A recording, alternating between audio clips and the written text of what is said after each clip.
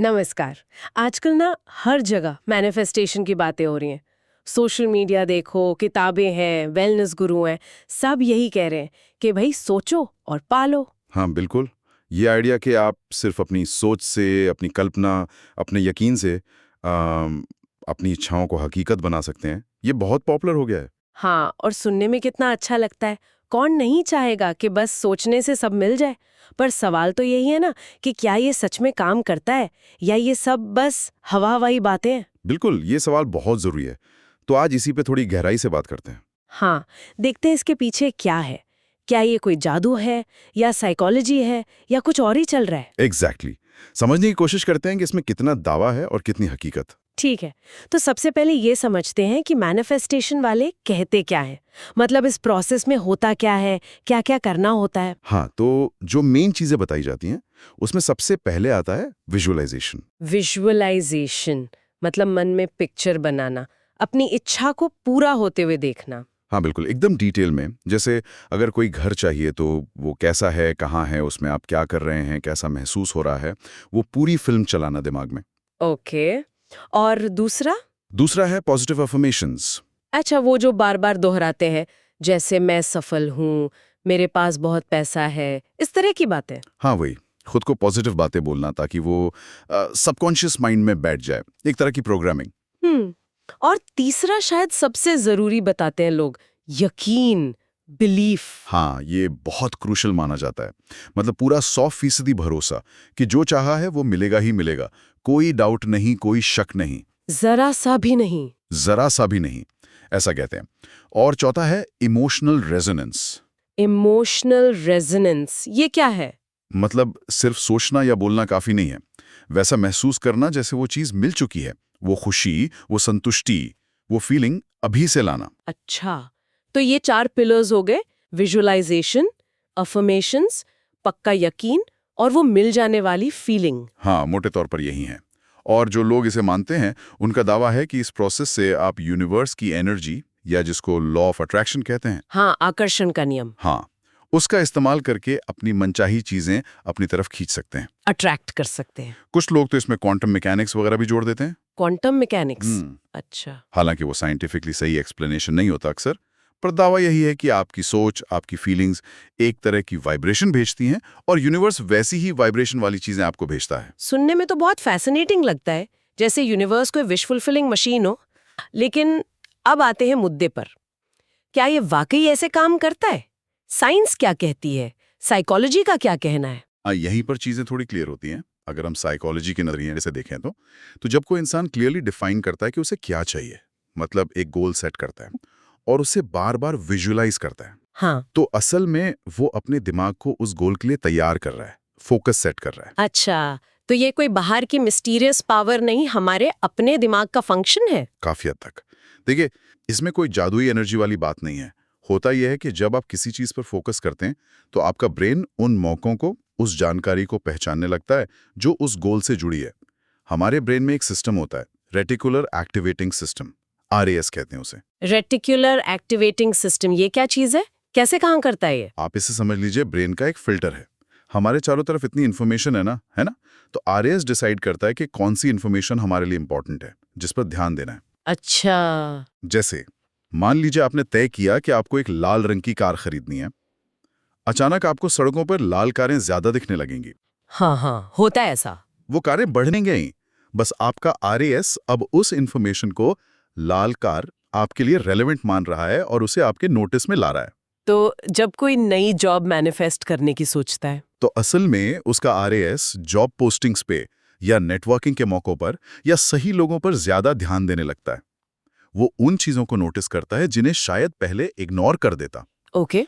तो वो एक्शन लेने के लिए ज्यादा मोटिवेटेड हो जाता है। एग्जैक्टली। ये बेसिक कॉग्निटिव साइकोलॉजी है, गोल सेटिंग और प्राइमिंग, दिमाग को तैयार करना। दिलचस्प। तो विजुअलाइजेशन बेसिकली गोल क्लैरिटी और मोटिवेशन का टूल है, कोई जादू नहीं। अच्छा, और वो यकीन वाली बात कि पूरा यकीन करो तो होगा ही होगा, उसका क्या साइकोलॉजिकल बेसिस है? उसका भी एक बहुत सॉलिड साइकोलॉजिकल बेसिस है। उसे कहते हैं self fulfilling prophecy. Self fulfilling prophecy मतलब खुद पूरी होने वाली भविष्यवाणी। हाँ। जब किसी को पक्का यकीन होता है कि वो सफल होगा, तो उसका बिहेवियर अक्सर अनजाने में ही बदल जाता है। कैसे बदलता है? उसका कॉन्फिडेंस लेवल बढ़ जाता है, वो खुद को ज्यादा पॉजिटिवली प्रेजेंट करता है, हाँ, वो ऐसे रिस्क लेने से कम झिझकता है जो शायद जरूरी हो, मुश्किल आने पर जल्दी हार नहीं मानता, मुझे तो पता है मैं कर लूंगा वाला एटीट्यूड आ जाता है। और ये कॉन्फिडेंस, ये पॉजिटिव बिहेवियर दूसरों को भी इम्प्रेस करता है। अच्छा, तो लोग भी उसे ज्यादा पॉजिटिवली रिस्पॉन्ड करते हैं। बिल्कुल। और ये सब मिलकर असल में उसकी सफलता के चांसेस बढ़ा देते हैं। और जब वो सफल होता है तो सोचता है, देखा, मेरे यकीन की वजह से हुआ, जबकि यकीन ने उन एक्शंस को ड्राइव किया जिनसे सफलता मिली। ये वेल डॉक्यूमेंटेड है साइकोलॉजी में। ओके, ये भी सेंस बनाता है। तो विजुअलाइजेशन से गोल क्लैरिटी, यकीन से सेल्फ फुलफिलिंग प्रोफेसी, और अफर्मेशंस वो पॉजिटिव सोचने वाली बात। देखिए, मैनिफेस्टेशन की प्रैक्टिसेस जैसे अफर्मेशंस हैं या ग्रैटिट्यूड जर्नलिंग है, ये लोगों को एक सेंस ऑफ कंट्रोल देती हैं। कंट्रोल किस तरह का? अपने विचारों पर, अपनी भावनाओं पर। इससे एंग्जाइटी कम हो सकती है, लाचारी वाली फीलिंग कम हो सकती है। और जब आप थोड़ा पॉजिटिव या होपफुल महसूस करते हैं तो मेंटल हेल्थ बेहतर होती है। बिल्कुल। और बेहतर मेंटल हेल्थ का असर आपकी एनर्जी पर, आपके फैसलों पर, आपके रिश्तों पर, हर चीज पर पड़ता है। तो ये प्रैक्टिसेस आपको बेहतर महसूस करा सकती हैं। और जब आप बेहतर फील करते हैं तो आप बेहतर एक्शन लेते हैं। इसे कॉग्निटिव रीफ्रेमिंग भी कह सकते हैं। आप सिचुएशन को देखने का नजरिया बदल रहे हैं। तो मतलब मैनिफेस्टेशन के जो हिस्से काम करते दिखते हैं वो असल में साइकोलॉजी के जाने पहचाने प्रिंसिपल्स है। Goal setting, motivation, self fulfilling prophecy, cognitive reframing, optimism. बिल्कुल सही, यहां तक कोई प्रॉब्लम नहीं है। ये साइकोलॉजिकल टूल्स हैं और अगर सही से इस्तेमाल करें तो फायदेमंद हो सकते हैं। प्रॉब्लम तब शुरू होती है जब इन्हें किसी मिस्टीरियस सूडो साइंटिफिक फ्रेमवर्क में डाला जाता है। हाँ, अब उस हिस्से पर आते हैं जहां गड़बड़ है, कहां पर ये दावे फेल होते हैं। सबसे बड़ी प्रॉब्लम है मैजिकल थिंकिंग, जादुई सोच। इस बात का कोई भी साइंटिफिक एविडेंस नहीं है कि सिर्फ सोचने से, बिना कोई फिजिकल एक्शन लिए, आप बाहर की दुनिया को बदल सकते हैं। वो यूनिवर्स की एनर्जी वाली बात या क्वांटम मैकेनिक्स। हाँ, मैंने भी सुना है। क्वांटम फिजिक्स का नाम लेते हैं लोग कि हमारी कॉन्शियसनेस मैटर को अफेक्ट करती है। वो क्वांटम फिजिक्स की बिल्कुल गलत व्याख्या है, मिस इंटरप्रिटेशन है। क्वांटम लेवल के इफेक्ट्स बहुत छोटे सब एटॉमिक लेवल पर होते हैं। वो हमारी रोजमर्रा की दुनिया मैक्रो लेवल पर वैसे काम नहीं करते जैसा मैनिफेस्टेशन वाले बताते हैं। तो मतलब ये सोचना कि यूनिवर्स आपकी वाइब्रेशनल फ्रीक्वेंसी सुनेगा और चीजें भेजेगा, वो साइंस नहीं है, वो फिक्शन है। फिजिक्स ऐसे काम नहीं करती। तो ये law of attraction basically pseudo science है। हाँ, बिल्कुल। आकर्षक लगता है सुनने में, पर इसका रियलिटी से, साइंटिफिक फैक्ट से कोई लेना देना नहीं है। दूसरी बड़ी प्रॉब्लम है सर्वाइवरशिप बायस। सर्वाइवरशिप बायस ये क्या होता है, थोड़ा समझाइए। मान लीजिए 100 लोगों ने मैनिफेस्टेशन ट्राई किया, 10 लोग सफल हो गए, शायद अपनी मेहनत से, सही टाइमिंग से, लक से या उन साइकोलॉजिकल फैक्टर से जिनकी हमने बात की। ठीक है। ये 10 लोग अपनी कहानी जोर जोर से सुनाएंगे, देखो मैनिफेस्टेशन काम करता है। लेकिन जो 90 लोग फेल हुए, वो चुप रहेंगे या खुद को ब्लेम करेंगे। एग्जैक्टली। वो कहेंगे शायद मैंने ठीक से यकीन नहीं किया या मेरी वाइब्रेशन गलत थी। तो हमें सिर्फ सक्सेस स्टोरीज सुनने को मिलती हैं, फेलियर स्टोरीज नहीं। हाँ, ये बात तो है। इससे लगता है कि ये मेथड तो हमेशा काम करता है। ये है सर्वाइवरशिप बायस। ये एक ऐसा बिलीफ सिस्टम बन जाता है जिसे गलत साबित करना मुश्किल है। सक्सेस मिली तो मेथड सही, फेल हुए तो इंसान में कमी। ये एक लॉजिकल फैलेसी है। ये तो बहुत बड़ा पॉइंट है। और क्या कमियां हैं? एक और बहुत जरूरी चीज जिसे अक्सर नजरअंदाज किया जाता है वो है प्रिविलेज ब्लाइंडनेस। प्रिविलेज ब्लाइंडनेस मतलब मैनिफेस्टेशन का जो कल्चर है वो अक्सर समाज की असलियत, जो सिस्टमिक बैरियर्स हैं, उन्हें इग्नोर कर देता है। जैसे सोचिए, जिसके पास पहले से पैसा है, अच्छी एजुकेशन है, अच्छे कॉन्टैक्ट्स हैं, अच्छी हेल्थ है, उसके लिए नए मौके मैनिफेस्ट करना या उन तक पहुंचना आसान है ना। हाँ बिल्कुल, उसके पास रिसोर्सेज हैं। उसकी सफलता सिर्फ उसकी पॉजिटिव सोच का नतीजा नहीं है, उसके प्रिविलेज का, उसके रिसोर्सेज का भी नतीजा है। लेकिन जो इंसान गरीबी से जूझ रहा है या भेदभाव का शिकार है या जिसके पास मौके ही नहीं है, उसके लिए सिर्फ अच्छा सोचने से चीजें कैसे बदलेंगी? सही बात है। मैनिफेस्टेशन का नैरेटिव अक्सर इस सच्चाई को अनदेखा करके सारी जिम्मेदारी सोचने वाले पर डाल देता है। ये ठीक नहीं है। और इसी से जुड़ा हुआ शायद वो पहलू है जिसकी मुझे चिंता होती है, टॉक्सिक पॉजिटिविटी और विक्टिम ब्लेमिंग। हाँ, ये इसका एक बहुत डार्क साइड है। अगर आप ये मानते हैं कि सिर्फ सोच ही रियलिटी बनाती है, तो फिर दुनिया में जो दुख है, गरीबी है, बीमारी है, कोई ट्रेजेडी हो गई, तो वो उस इंसान की गलती है, उसकी नेगेटिव सोच का नतीजा। कुछ लोग इस लॉजिक को यहीं तक ले जाते हैं दुर्भाग्य से, कि अगर किसी के साथ बुरा हुआ तो कहीं ना कहीं उसने गलत मैनिफेस्ट किया या उसकी सोच सही नहीं थी। ये तो बहुत खतरनाक है। मतलब किसी बीमार इंसान को या किसी हादसे के शिकार को ये कहना कि तुम्हारी सोच ठीक नहीं थी। हाँ, ये न सिर्फ गलत है बल्कि बहुत नुकसानदेह भी है। ये लोगों को असली प्रॉब्लम को समझने, मदद लेने या अपनी मुश्किल भावनाओं को महसूस करने से रोकता है। सब कुछ बस पॉजिटिव सोचों पे आ जाता है, जो कई बार टॉक्सिक हो जाता है। ये विक्टिम को ही ब्लेम करने जैसा है। और एक और बात, क्या ये लोगों को एक्शन लेने से रोक देता है? मतलब निष्क्रिय बना देता है, जिसे पैसिविटी ट्रैप कह सकते हैं। हाँ, ये भी एक रिस्क है। कुछ लोग मैनिफेस्टेशन को मेहनत का, प्लानिंग का, स्ट्रैटेजी का सब्स्टिट्यूट समझ लेते हैं। कि बस सोचते रहो, विजुअलाइज करो, यूनिवर्स खुद दे देगा। हाँ, उन्हें लगता है कि अगर वो काफी शिद्दत से सोचेंगे तो उन्हें असल में कुछ करने की जरूरत नहीं पड़ेगी, जबकि रिसर्च उल्टा दिखाती है। अच्छा, क्या कहती है रिसर्च? कुछ स्टडीज दिखाती हैं कि सिर्फ सफलता के सपने देखना, बिना प्लान बनाए, बिना रुकावटों के बारे में सोचे, वो असल में मोटिवेशन को कम कर सकता है। लोग बस फैंटेसी में खोए रहते हैं, एक्शन नहीं लेते। ओ, तो ये तो उल्टा असर हो गया। बिल्कुल। और फिर इन सब बातों का निचोड़ क्या निकालें?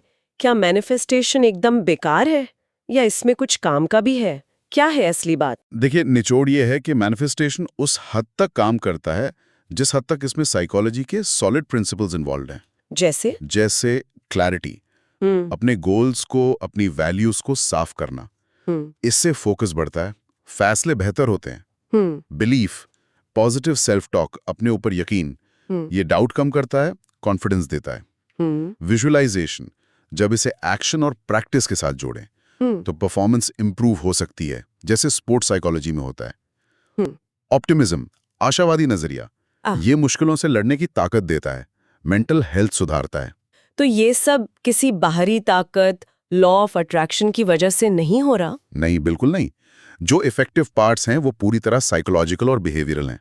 4 चीजें हैं: क्लैरिटी, क्या चाहिए; बिलीफ या कॉन्फिडेंस, जो रोकता नहीं; एक्शन, असल में काम करना; और ओपननेस, मौकों को पहचानना। तो जादू यूनिवर्स में नहीं, हमारे अंदर और हमारे कामों में है। बिल्कुल।